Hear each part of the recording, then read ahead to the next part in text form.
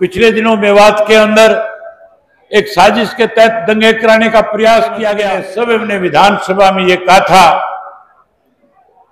कि मैं इस साजिश का पर्दाफाश करके रहूंगा। हमारी विधानसभा का सेशन आया, मैंने मुख्यमंत्री से पूछा कि मुख्यमंत्री जी वो साजिश करता कौन है।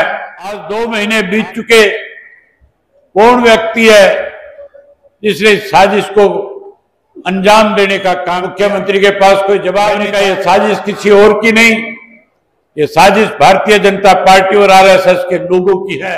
यूपीए जो है, यूएपीए के नाम से एक नया एक्ट लगा दिया गया। मैं मुख्यमंत्री से कहा था कि आप फिर मुस्लिम समुदाय को टारगेट कर रहे हो। एक्ट आपने लगाया है, अगर मेवात के लोगों पे लगाओगे तो फिर मेवात के साथ साथ गुड़गांव के अंदर जिस तरह से उस दिन मस्जिद के अंदर घुस करके कुछ लोगों ने, जो आरएसएस के गुंडे थे, जो किराए भाड़े पे ले गए थे, जिन्होंने जाकर के एक इमाम की हत्या करने का काम किया था, मैंने कहा फिर उन लोगों के खिलाफ भी आपको यूएपीए लगानी चाहिए।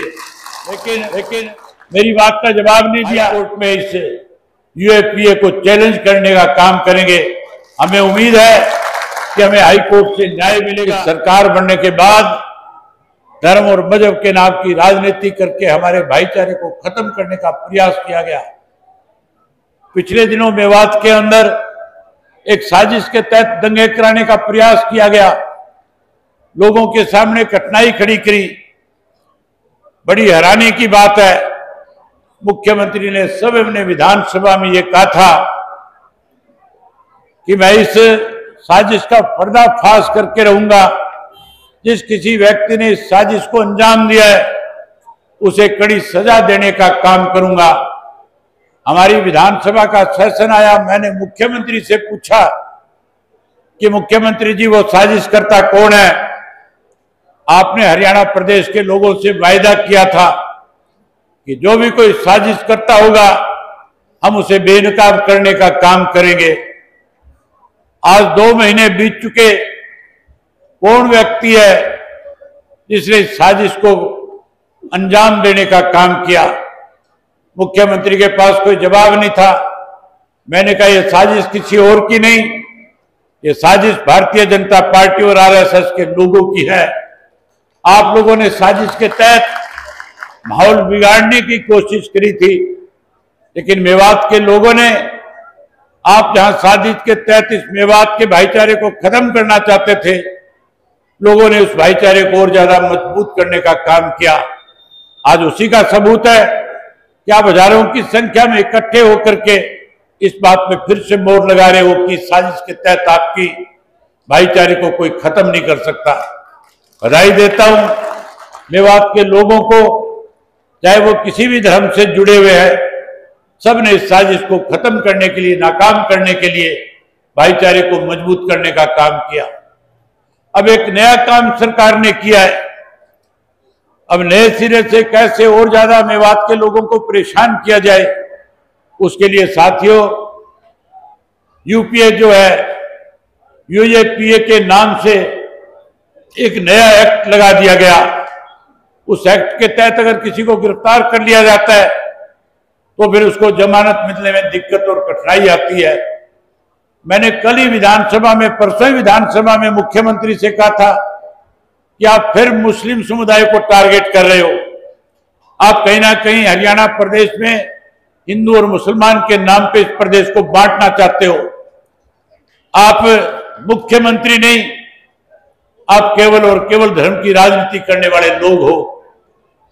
मैंने कहा कि जो एक्ट आपने लगाया है, अगर मेवात के लोगों पे लगाओगे तो फिर मेवात के साथ साथ गुड़गांव के अंदर जिस तरह से उस दिन मस्जिद के अंदर घुस करके कुछ लोगों ने, जो आरएसएस के गुंडे थे, जो किराए भाड़े पे ले गए थे, जिन्होंने जाकर के एक इमाम की हत्या करने का काम किया था, मैंने कहा फिर उन लोगों के खिलाफ भी आपको यूएपीए लगानी चाहिए।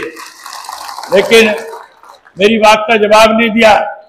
हैरानी की बात है, कांग्रेस के 3 विधायक आपके यहां से चुन करके गए हुए हैं।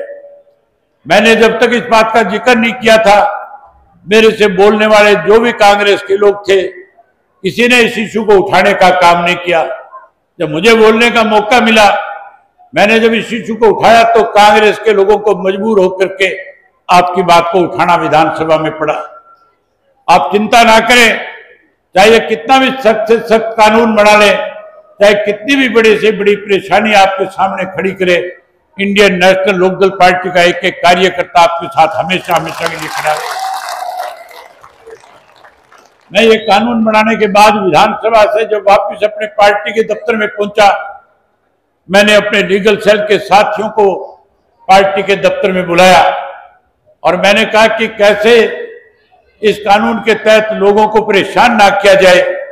हमें हाई कोर्ट में जाना चाहिए, हाई कोर्ट का दरवाजा खटखटाना चाहिए, न्याय की गुहार लगानी चाहिए। मैं ये जिम्मेवारी लीगल सेल के लोगों की लगा करके आया हूं और जल्दी सोमवार तक इससे सारी तैयारियां पूरी हो जाएगी।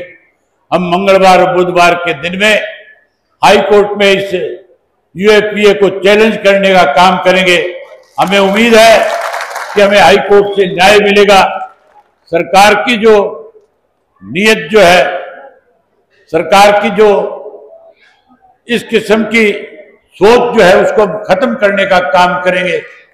साथियों, मेरे से पहले इस बात का जिक्र आ रहा था कि मेवात बहुत पिछड़ा हुआ है।